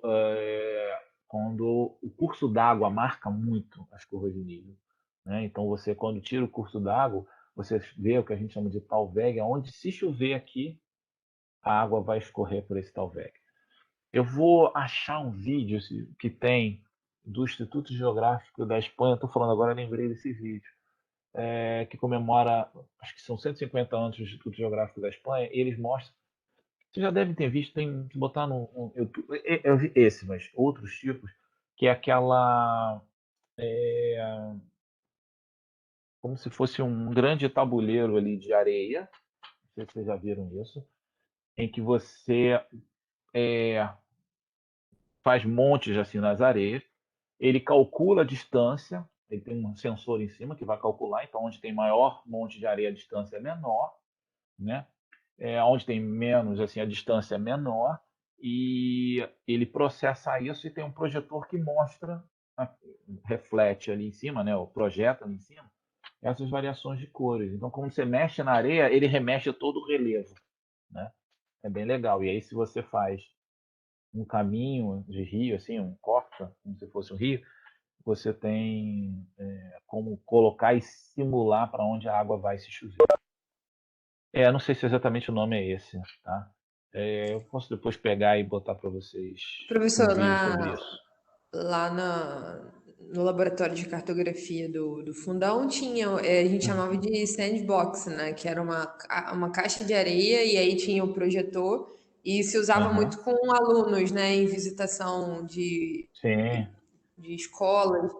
E aí é bem interessante, porque você coloca a mão como se fosse uma nuvem, faz uma sombra, e isso. aí Ele como se chove. fosse chover, exatamente, e aquela água vai escorrendo de acordo com o formato, né, Do do relevo. relevo, entre aspas, feito pela areia. É bem legal, Então, didático. aí a gente, sim, e aí a gente começa a gente pensar nisso, claro. Ali é uma forma didática, né? Mas se você pensa em ter um modelo digital de terreno, certo? Aqui, em que você pode gerar simulações em si. Aqui começar, aqui vamos supor que aqui é o mar, né? Mas aqui fosse um rio. Ele começar a subir 1, 2, 3 metros, para onde vai? Você consegue fazer essas simulações, né? Se eu represar aqui um rio, para onde essa água, qual o contorno que essa água faz? Você pode fazer isso com as curvas de nível. Então, uma das atividades que a gente vai fazer como coleta de dados é a geração desses modelos digital de terreno. Então, eu peguei uma folha aqui no Rio de Janeiro, só para mostrar para vocês, a gente vai fazer isso na aula prática, de ponto cotado. Então, eu tenho vários pontos aqui, se eu clicar no... Tá vendo esse ponto aqui? Se eu clicar não, porque ele está com imagem aqui. Quando eu cliquei aqui, ele tem uma cota, ó, 259 metros de altitude. Cada um desses pontos tem uma cota. E eu posso rodar isso no QGIS e ele gerar um modelo digital de terreno, né?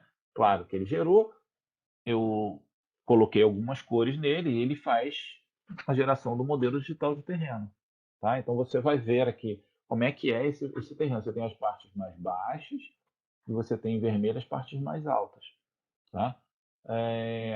Se eu jogar as curvas de nível aqui, aí eu não joguei todas porque tinham muitas, eu só joguei de 10, de 100 metros, se eu não me engano, que aí é um mapeamento que eu tenho a curva de nível e tenho um ponto contato, só para a gente depois praticar, gerar o modelo através da curva, ou gerar o modelo através de um ponto. Gerando a partir de um ponto e comparando com a curva, você vai ver que você tem essas áreas realmente são mais altas, e dando um zoom aqui, ó, né? Onde você tem os picos, ele gerou o modelo, assim, isso aqui está subindo, são as curvas de nível, né? que é o que é a curva de nível? De novo, é uma representação bidimensional daquela superfície tridimensional. Isso aqui também é uma representação bidimensional de uma superfície tridimensional. Neste caso, por quê? Por que ele botou? Em cada célula que ele gerou aqui uma imagem, ele interpolou e botou um valor de altitude baseado nos pontos que tem ali. Tá? Mas é uma representação bidimensional. Eu teria que gerar ela toda em 3D para poder ter aquela visão tridimensional. Tá? Mas eu posso, em vez de usar os pontos, eu posso usar as curvas de nível também para gerar. Aí a questão da máquina para processar isso. Isso aqui eu fiz, sei lá, em 2 minutos. Né? Ele fez.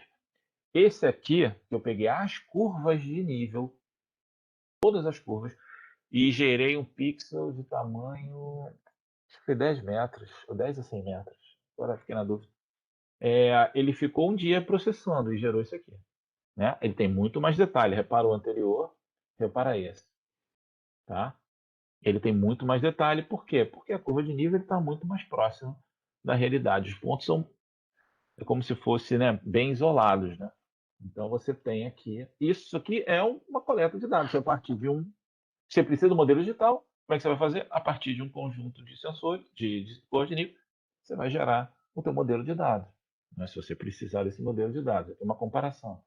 Opa, há a possibilidade também, não sei se dá para ver aí bem para vocês, eu coloquei um efeito de relevo sombreado. Dá para perceber, não? Sim, ó. Tá. Né? Então, tudo é possível fazer usando o QGIS.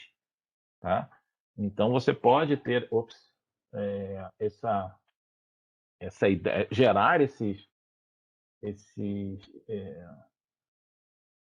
dados no próprio QGIS. Tá bom? João, no QGIS dá para fazer Ah, aquela visualização em 3D? Porque eu lembro que eu já fiz isso há 300 anos atrás no ArcGIS e era bem legal, mas uhum. nunca fiz no Eu, QGIS. eu nunca fiz também no QGIS, eu vou dar uma olhada, tá? Porque tem muita coisa, porque, cara, tem muita coisa. Isso aqui são comandos do RAIS, do RAIS não, como é que chama? Do GRASS. Porque tá imagem, estou tentando subir e descer, mas isso aqui é uma imagem. Tem muitas coisas que você pode fazer, porque tem muitos complementos. Eu vou dar uma olhada. Se tiver, a gente faz uma aula prática dessa também, tá?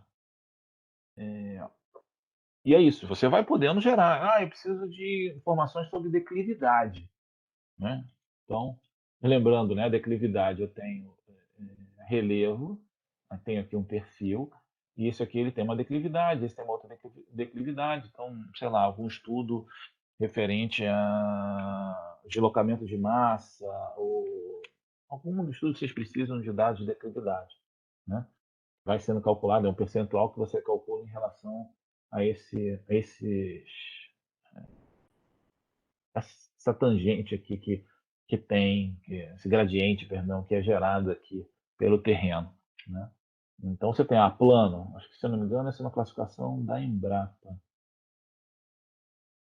As faixas de declaração da Embrapa. Então, é plano, é considerado de 0 a 3 graus de declividade. Suave ondulado, de 3 a 8 graus. Então você faz isso. Posso fazer isso no QGIS?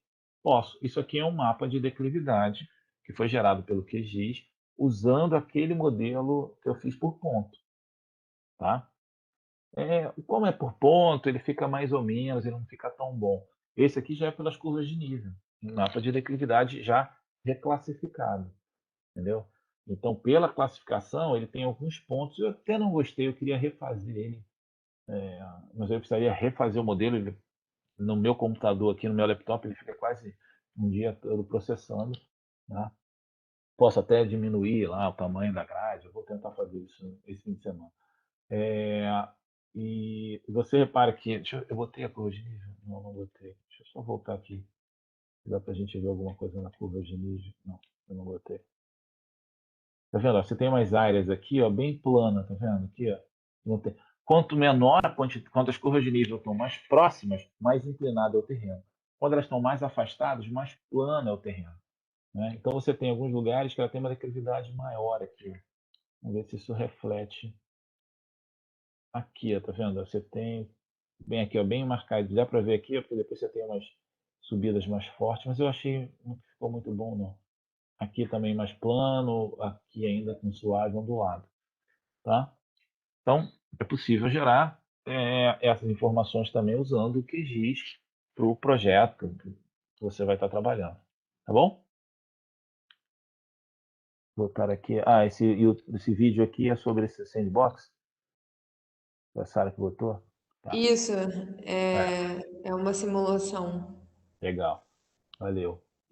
Então, é, o que a gente viu até agora, a gente viu, ou seja, eu preciso de imagens, eu posso processar essas imagens, vou extrair a informação que eu quero, vou retificar. Preciso de modelo digital de terreno para fazer isso, então eu posso gerar modelos, né, eu posso ter uma ideia de um modelo daquela região que eu estou trabalhando, onde está a parte mais alta, onde está mais baixa, juntando com a questão gerar um mapa de declividade, e aí vou coletando assim, se já existe, ok, se não existe eu posso gerar. Então você tem desde o dado primário que você coleta, que a gente vai trabalhar, então a gente vai pegar um pedaço de uma folha topográfica, vocês vão, né, vou mostrar, a gente vai digitalizar, vai coletar aquela informação, depois a gente vai trazer uma informação de outro lugar, vai consumir essa informação para que você possa popular, né, aquele banco de dados vazio que você tem, que vocês bolaram ou, né, modelaram ou estão consumindo de um modelo já existente.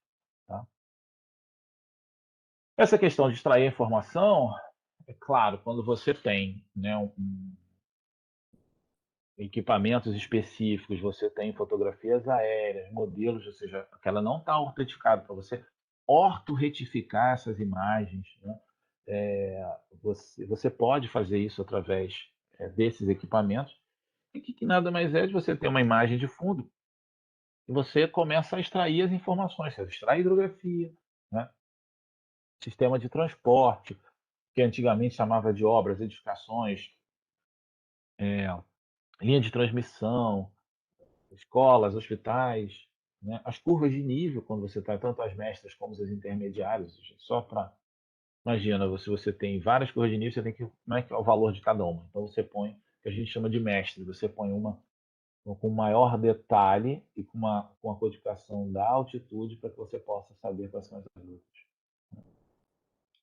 Os pontos cotados, que são aqueles, né, que a gente usou ali naquele modelo, a vegetação, o que tem de mato, o que tem de campo, não uma vegetação de um mapa de vegetação, mas aqui um exemplo da extração de uma folha topográfica, da vegetação que tem numa folha topográfica. Isso não é suficiente, a gente já falou isso lá na cartografia. Eu preciso no campo, eu preciso muitas vezes identificar. Então a coleta do dado não é só uma coleta, a imagem não resolve 100% de tudo. Ela não traz algumas informações, ela não traz efetivamente o nome daquela escola, né? O que o cara o nome daquele proprietário, muitas vezes, às vezes até o que ele está plantando ali. Então você coleta isso em campo. Então todo um trabalho de ida no campo, né? Todo um trabalho de reconhecer, de pesquisar aqueles elementos. Claro que hoje você não faz mais como se fazia antigamente com as fotografias, você vai com aplicativos. Você pode ir, não que seja todos vão, dependendo do quanto você tem de tecnologia, de orçamento para aquele projeto. Você vai com o smartphone, aqui é um exemplo do que vai para a coleta do censo, né, com todas as informações, e você vai lá, coleta e traz esses nomes, você ortoretifica esses, esses elementos, né? Ou identificar, perdão. Você reambula todos esses elementos, você traz nome de rio, que não está na imagem, não tá. A imagem não vai vir nunca, pelo menos eu acho, nunca é difícil, não sei se num futuro próximo ou longo ela vai trazer, ou a gente vai ter algum sensor que vai coletar isso, mas a princípio você tem que ir lá, né, e coletar esse nome. Muitas vezes não existe, tá? Não existe nome, ninguém nomeou aquele rio ali, ok? Tá? Bom, e agora a grande pergunta: aonde eu acho esses dados? Aonde eu encontro os dados? Alguém sabe me dizer onde eu consigo encontrar dados? Quero falar assim, eu quero saber onde preciso de um dado sobre, sei lá, classes de relevo do estado do Espírito Santo. Onde é que eu acho isso? Tem algum lugar que eu possa fazer uma consulta disso? Para poder achar isso ou não? O que vocês acham? Ou eu tenho que ir fuçando na internet de qualquer jeito? Bom, existe. Se efetivamente a gente tem ele bem catalogado, né? Indy, boa. É uma outra questão. A gente tem, aí no caso da Indy, e no caso do catálogo de metadados, efetivamente a gente tem uma infraestrutura que vai garantir que a gente saiba onde, para quem produz o dado, possa disponibilizar não só o dado, mas disponibilizar os dados sobre aquele dado, ou seja, os metadados, né? Então, que dado esse eu estou... eu quero... Vamos fazer uns exemplos aqui. Então, esse é o portal de metadados, que a gente vai fazer isso também na aula prática. A última unidade, que é como documentar exatamente como a gente escreve esses metadados, como é que a gente guarda as informações para que os outros, porque os usuários, imagina, eu não faço o dado para ficar comigo. Eu tenho que fazer o dado para ser usado. Essa é a grande questão, né? Ele tem que ter utilidade, senão é uma das regras lá se o dado existe ou não. O dado existe, ele está disponível. Se o dado não está disponível, ele não existe. Ah, mas eu tenho dado sobre qualquer coisa. Ele está disponível? Não. Então ele não existe. As pessoas não conseguem acessar ele. Tá? Então o catálogo de metadados dentro do projeto, né, de implantar uma infraestrutura de dados espaciais, a gente vai discutir bem isso mais em SIG 3, né, geosserviços, essas outras as questões associadas a essa infraestrutura. Uma das questões é, vamos catalogar tudo que existe. Então, o catálogo de metadados tem essa finalidade. Tá? Então, eu botei aqui, eu escrevi aqui, cobertura e uso da terra, e procurei. Ele trouxe em torno de 400 páginas de catálogo, de metadados sobre algum dado que tem na sua descrição cobertura e uso da terra. Tá? A gente vai ver na parte prática a tela, né, funcionando aqui, só umas cópias, só os prints da tela. E eu entrei num aqui, mapeamento de uso e cobertura do Cerrado, projeto Terra Class, Cerrado 2013. Eu entro nele e ele vai me dizer o que é isso. Olha, está aqui, o projeto Terra Class Cerrado realizou o mapeamento. Ele explica o que é. Ele diz que esse mapeamento está concluído porque eu posso catalogar dados, mapeamentos, o que for, que estão sendo produzidos. Por quê? Porque quando eu vou produzir alguma coisa, eu consulto. Opa, está sendo feito? Ou tem, eu não preciso produzir. Está sendo feito? Opa, peraí. Eu tenho que verificar quanto isso vai estar pronto, se vai ser adequado para mim. Então, eu catalogo também não só o que está concluído, mas o que está sendo ainda sendo realizado. E você tem os links de acesso. Né? Aqui, esse aqui você vai baixar o link do layout, eu acho que é o link da página, depois você tem como você acessa. Eu imprimi aqui, imprimi não, dei um print de parte do metadado, então ele vai dizendo aqui o que é, né, a data de produção, é o mapa digital, finalidade de mapeamento de uso e cobertura da terra do Cerrado, ele está concluído, quem são os autores? MMA, Embrapa, INPE, IBAMA, Universidade Federal de Goiás, Universidade Federal de Uberlândia, que trabalharam no projeto. A publicação está em shapefile, é um grid, escala, está em português. Ele vem todos, vendo? Informações associadas à data de início, à data de fim do projeto, informações, os links de acesso. Ou seja, você cataloga ali, você documenta o teu projeto. Então você pode ir ali e procurar, existe alguma coisa ali que tem, né? E aí eu cliquei lá acho que no link, nesse link aqui, ele me leva para a própria página específica desse projeto, né? Da Embrapa, que é o GeoInfo, ele leva para cá, para a aplicação da Embrapa. Opa, legal, vou fazer o download da mas poderia fazer por lá também. Mas você pode entrar aqui especificamente no link da instituição que produz. Então, você sabe o que produz e ele vai apontando para onde. Tá? Enquanto. Poderia dizer assim que é como se fosse um Google só sobre dados geoespacial? Não sei se eu estou forçando muita barra, mas seria alguma coisa nesse sentido. Então, vou lá fazer um download. O que eu quero? Eu quero Cadê? Ah, aqui, ó, imagem, eu quero um JPG daquilo, perdão, né, do cobertura e uso da terra do cerrado, eu quero baixar um shapefile, um ArcGrid, uma imagem mosaico, um KML, o que eu quero baixar? Aí aqui eu baixei a imagem. Ele baixou a imagem, podia ser um KML, levar para o Google Earth, podia levar para o QGIS, não importa, podia me conectar a esse serviço, mas eu sei achar, eu sei o que tem. Aí, ou um nome, ali eu botei cobertura, botei o tempo, podia ser Belo Monte. O que tem sobre Belo Monte? Aí, e ele vai fazer a pesquisa, e aqui do lado, a gente vai ver também na aula prática, ele tem várias questões aqui que você pode, qual instituto? Você pode ir refinando, como você faz em páginas, né? Você vai numa página que você quer comprar alguma coisa, você põe lá, você escolhe faixa de preço, entrega, não entrega, tem frete, não tem, é a mesma coisa, é a mesma lógica. Né? Então, Belo Monte, aí ele vai trazendo várias. Ele vai marcando aqui no mapa onde tem uma coisa que está até estranha aqui, ó, tá vendo? Grandão aqui. Carta, aí uma carta, aí já ele fez ao contrário, botou Monte Belo, ele trouxe Belo Monte, ele vai trazendo essa combinação. Eu achei aqui, ó, Belo Monte, uma folha topográfica 1 para 100 mil, certo? Ele mostra onde é aqui no mapa, essa folha topográfica, onde ele acha, isso é do Exército, eu acho. Acho que esse geoportal, esse link é do Exército. Que eu não tô... aí eu cliquei nesse link, ele me leva ao portal do Exército.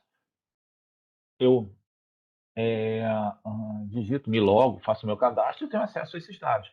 Então, ali é um catálogo onde eu posso procurar, achar e me direcionar para quem produz esse dado. Tá? Aqui também eu posso fazer isso através do mapa, visualizando, né, esse catálogo, entrando lá, a gente vai fazer isso nas aulas práticas. Né? Então, aqui eu estava aqui em pesquisa, está vendo aqui em cima? Tá? Eu mudei para o mapa. Ele me leva aqui, aí eu vou abrir aqui, o que eu quero? Aí eu fiz a pesquisa para o mapa, risco ambiental. E aí ele me trouxe tudo que tinha em risco ambiental. E quando eu clico, eu escolhi, acho que já me lembro. Foi esse aqui. Ele me leva. Então, esse é o dado sobre risco ambiental.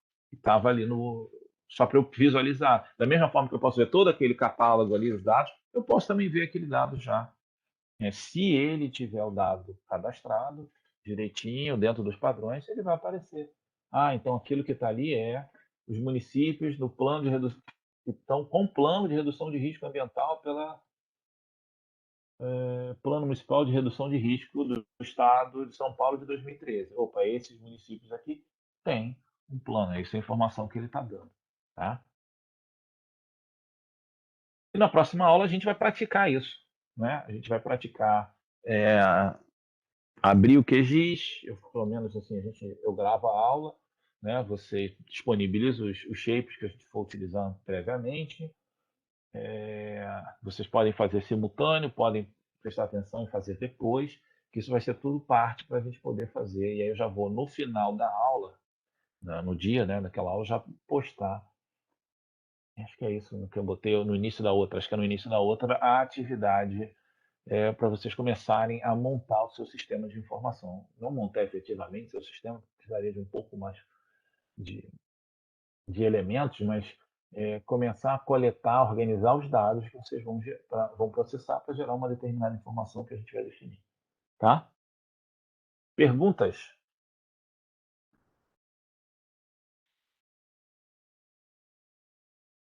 Não? Passou o frio? Eu acho que eu só tinha umazinha a respeito ainda das ortofotos, se Sim. isso é um processo comum para imagens de satélite ou mais para fotografias aéreas. Para os dois. Você faz para os dois. Uhum. Tá? Não tem problema nisso não. Para fotografia aérea é um pouco mais... ela sempre fez parte. Tá? E é muito difícil você... Não sei se vocês já ouviram falar, né? Mosaico controlado, semi-controlado e não controlado. É bem antigo. Que tinha você ter algumas fotografias que você simplesmente... Eu fiz isso na graduação. Você pegava as fotos em papel e você montava o mosaico, mas você não tinha controle de nada. São só as fotografias coladas. Né? Mas com a parte computacional depois, quase que obrigatório para as fotografias, elas, na hora que você faz o mosaico, elas serem autorretificadas. Mas hoje em dia não faz diferença. Algumas questões, sim. Quando você vai fazer a aquisição da imagem, você pode fazer só ela georreferenciada. Tá? Porque não tem como você fazer isso na fotografia aérea.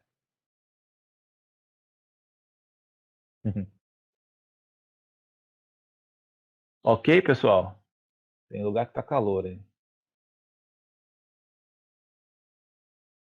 Então, próxima aula, a gente vai fazer essas práticas. Tá? Beleza, então, Eu vou, professor. Valeu. ok. Eu vou tentar dividir porque assim, você faz um planejamento de prazo, eu fiz um planejamento, achei que essa aula ia ser mais... ainda tem a questão da qualidade. Tá, mas eu vou fazer a prática primeiro, eu vou deixar a qualidade para depois.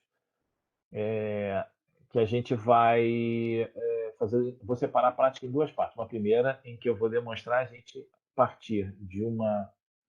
Se eu achar uma imagem legal, eu tinha escolhido uma carta topográfica, mas vou ver se uma imagem, a gente extrair informação. Então, eu vou gerar dado primário. Eu vou lá e vou desenhar, eu vou extrair feições de hidrografia e tal.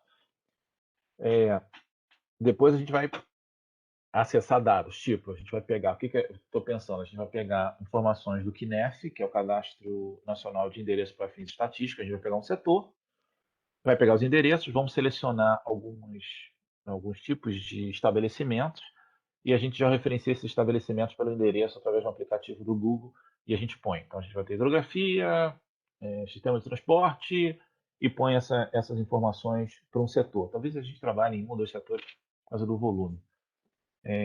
Vamos trazer o StreetMap como fundo, extrair algumas questões também do StreetMap e a gente vai montando dentro de uma regiãozinha. Tá? Porque eu vou deixar toda a parte para georreferenciar dados estatísticos, quando a gente for processar. Então, para a gente processar, eu vou chegar, então a gente puxa esses dados estatísticos, gera, a gente deixa para a unidade de processamento. Tá bom? Que ter levado Uma a aula, questão. né? Tudo bem, sem problema. Uma questão só de sexta-feira. Vou ter um probleminha, não vou poder abrir a sala na sexta-feira que a gente já vê as apresentações. Tá? De repente a gente deixa para outra sexta-feira, tá bom, pessoal? Tá? Relembrem o grupo que ia fazer aquela aula que a gente fez de apresentações, como elaborar apresentações, de um grupo que ia montar e apresentar. Eu não vou poder abrir agora sexta-feira, então a gente bota para outra sexta-feira. Tá bom? Tá bom, professor. Obrigada.